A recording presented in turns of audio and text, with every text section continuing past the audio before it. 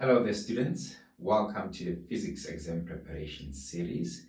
This series is based on the 2022 national paper. And usually a physics paper is split into two sections, that is the multiple choice questions as well as the long questions. Alright, so those are the two sections that you will find in a physics paper, and the focal point of this presentation is to focus on the section that has to do with the multiple choice questions. All right, and in the upcoming videos I will be obviously presenting further questions in the paper, the longer questions, application questions, and so on and so forth. All right, so having said that, I believe that you will be with me every step of the way, ensuring that you learn as much as you can so that you can go out there and achieve excellence.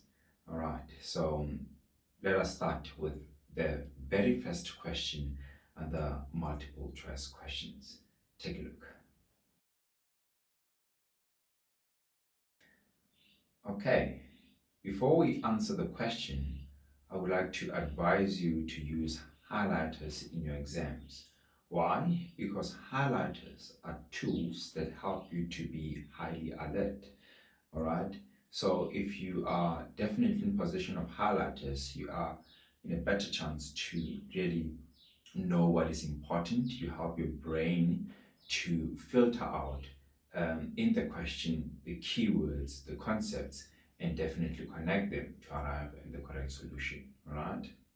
So if you have highlighters, please use them effectively like that, because they are made for that purpose. All right.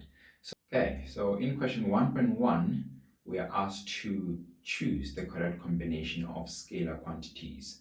So we highlight the keywords scalar quantities. What does that help us to do?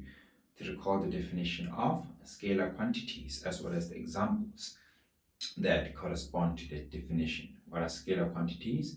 These are quantities that consist of only magnitude but not direction. So things like time, distance, speed, mass. Yes, so those are the things that you want to run through in your mind before you look at the options that are listed there after you highlight the keyword. So if you look at option A, that is incorrect because there's velocity there, of which is a vector quantity. Look at option B. Is it a scalar quantity? Yes, because there you have speed, distance, and time. So the correct option then is option B for 1.1. Okay, good stuff.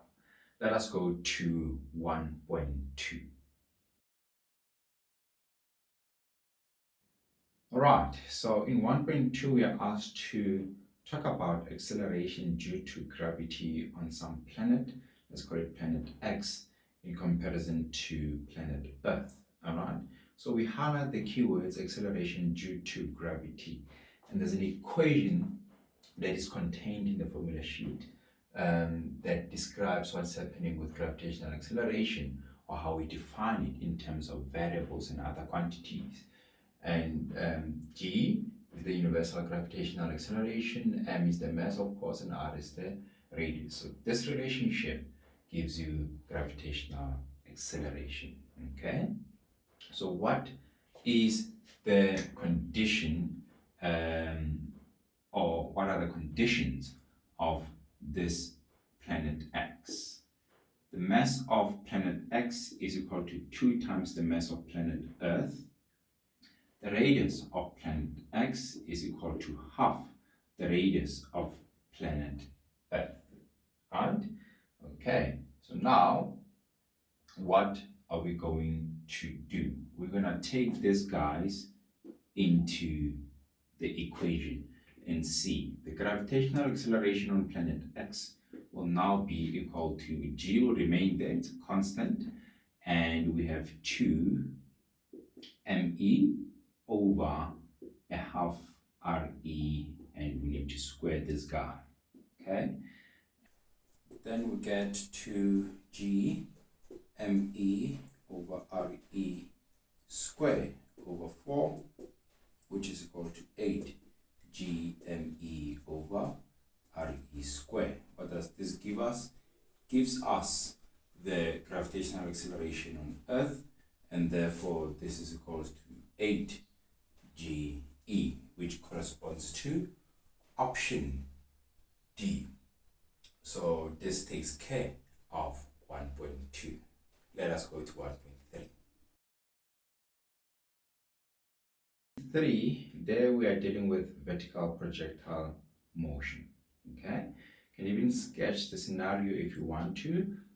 I mean, it's physics, you can make it practical and visual for yourself so that you can better understand what's going on. All right, so a ball is projected upwards and reaches a maximum height after a while. What do we highlight there?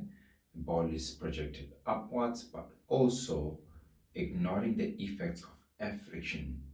That is important because that is a clue and it's a hint that is telling you that you are in an isolated system where the only force acting on this ball will be gravity. Okay, and therefore there are no external forces that will be interacting with the motion of the ball in mid-air.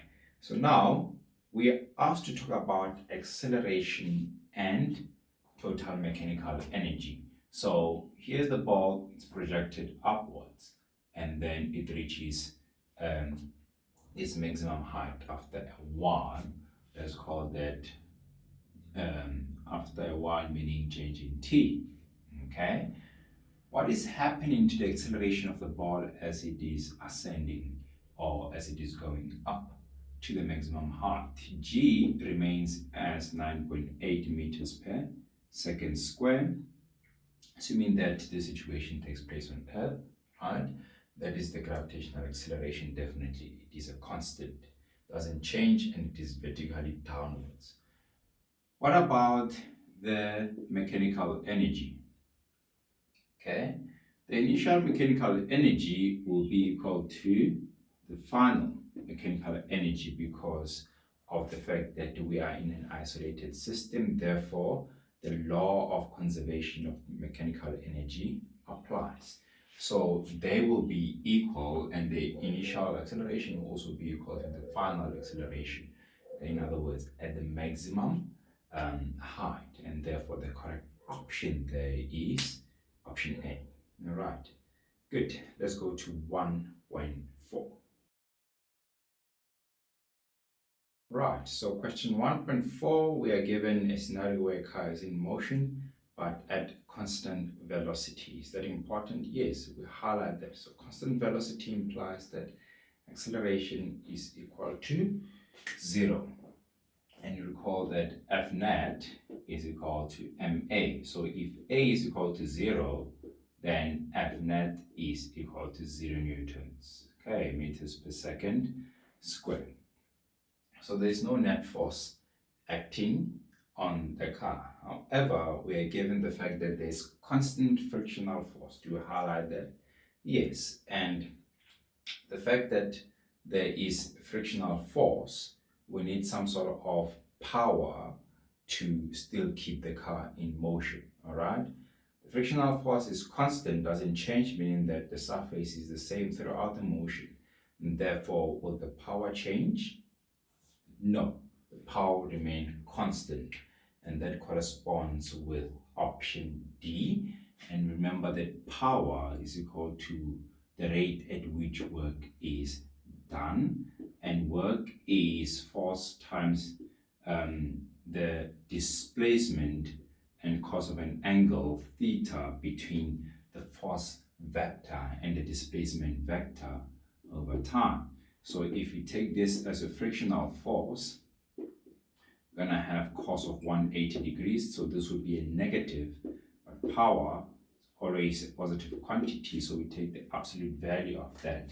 So this is a constant quantity, and the motion or the displacement will be determined by how far the car goes. But regardless of that, that would give us a certain quantity in any case over which a friction or the frictional force acts, and the time obviously will be dependent on how far the car goes. All right, So this gives us the expression of power here in terms of frictional force, and definitely it will be constant because friction does not change, and obviously displacement in time depends on the motion.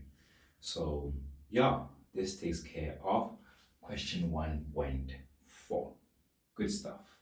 Now let's go to 1.5.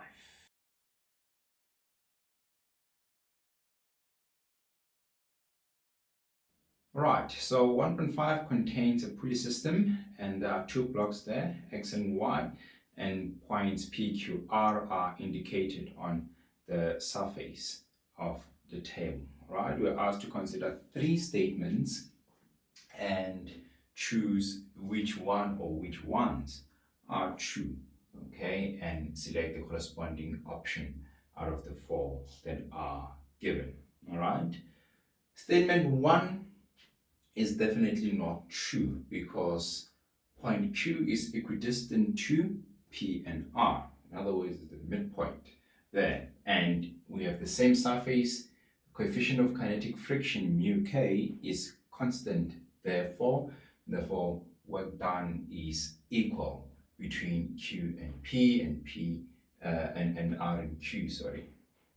Okay, so that is what we have for statement number one. So it's definitely not true. Then the second one is true. Why?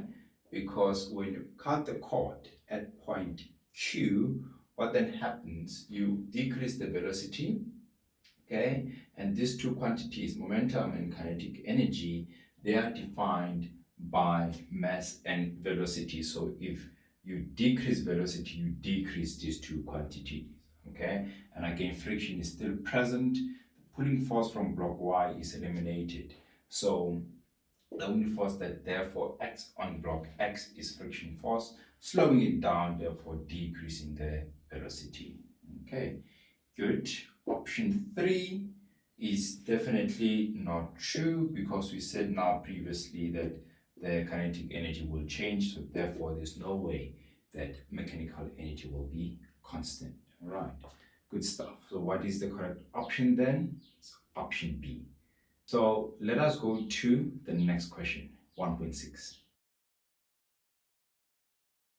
Right, so 1.6 has to do with line spectra, and we have the blue shift and the red shift that we need to be aware of.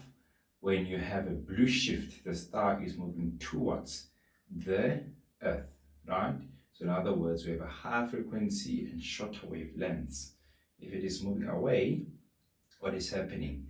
We have longer wavelengths and a lower frequency. Okay, so what do we highlight in that question? The red shift. And definitely we have option C as the correct one, where we have a lower frequency or a smaller frequency and a longer wavelength. All right, and it's moving away from the Earth. 1.7 now. All right, so 1.7 helps us to recall which law? Good, Coulomb's law, all right, where we are now talking about the force between two particles, in this case, a proton and an electron, okay, as well as the distance r between them, but in actual fact, r squared. Okay, so if we increase the distance between a proton and an electron, what happens? We decrease the electrostatic force of attraction between them. Good. But if we bring them closer, what's happening? This force between them becomes stronger, right, and greater as we decrease the distance r between them. So what type of proportionality is that, or relationship? It's definitely inverse proportionality. So this is how we indicate it, okay? So if you had to now sketch the relationship here between f and r squared, see, if you decrease the distance, you increase the force. But if you increase the distance, you decrease the force. So we're looking for this type of relationship. Okay, so when you increase the distance, you decrease the force. Conversely, when you decrease the distance, you increase the force. So this is the graph that goes with that situation. That is option C. All right, straightforward. However, what about this type of graph? 1 over r squared. Suppose you are asked to sketch that one. So the force is directly proportional to this fraction right here, okay? But inversely proportional to r squared. So this one will definitely be a direct proportion, a linear type of graph. Okay, just for future reference. Good stuff. Let's go to 1.8. Right, so 1.8 pertains to electric circuits, okay? And one of the fundamental, facts about, resistors in series is that they are voltage dividers, and resistors in parallel are current dividers, okay? So that is basic theory that we need to know on the electric circuits. So what type of circuit is given is a combination circuit. We have a series part and also a parallel part in one circuit, okay? So what do we have? V1 is a voltmeter that measures the EMF of the battery. However, this voltage or EMF is definitely going to be distributed in these other electrical components in the circuit, and therefore V1 will be equal to what? V2 plus V3, okay? But resistors in parallel will divide current, not voltage. So even though we have two voltages or two voltmeters, that measures the voltage there or potential difference, there's only one measurement that we'll get from both of them, which will be definitely the same. All right, so V3 and V4 will give us the same reading, and therefore this is the correct option for this question, option A. Okay, good. Let's go to 1.9.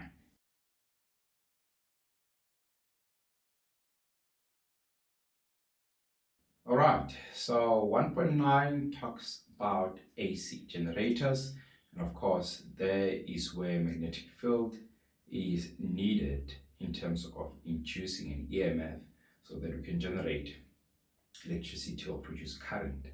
Okay, so given a scenario whereby the initial EMF is at 150 over a period of 0.2 seconds. So this coil is now rotated at a speed that is double what it was. What will be the effect on EMF? The EMF will double, but over a shorter time, and the shorter time will be half of the initial time. So it will definitely be at 300 from 150 and at 0.1 from 0.2. Okay, so the correct graph there is definitely option C. Okay, and that takes care of question 1.9. Let's go to the very last question under this section of multiple choice questions, and that is 1.10. Take a look. Right, so 1.10 talks about line spectra as well as white light that is shining through some cold gas onto a prism, then eventually a screen, right? Now, what then happens in that scenario is that the incoming light goes through this medium, the cold gas, slows down the motion of the atoms, and you will recall the kinetic molecular theory, okay, in that vein, and that will lead to a lower energy state of this motion of the atoms, okay? So what does that eventually mean? We'll move from an area of lower energy to an area of high energy eventually onto the screen, but the screen does not emit light, it absorbs the light. Okay, so therefore the correct option is option D. Okay, that takes care of 1.10. So guys, we've come to the end of our multiple choice section, and this will be now leading us swiftly into the longer questions. So the upcoming videos that will be published will be based on question 2 all the way to question 10. All right, so be on the lookout for those videos as we continue our physics exam preparation series. Thank you for watching up to this point. I believe that you've learned as much as possible, and yeah, you were able to fill in the gaps and fix whatever misconceptions that you may be having, and definitely you are in a better state of knowledge and awareness about physics now. All right, so see you soon in the next video. Thank you for tuning in. Keep well.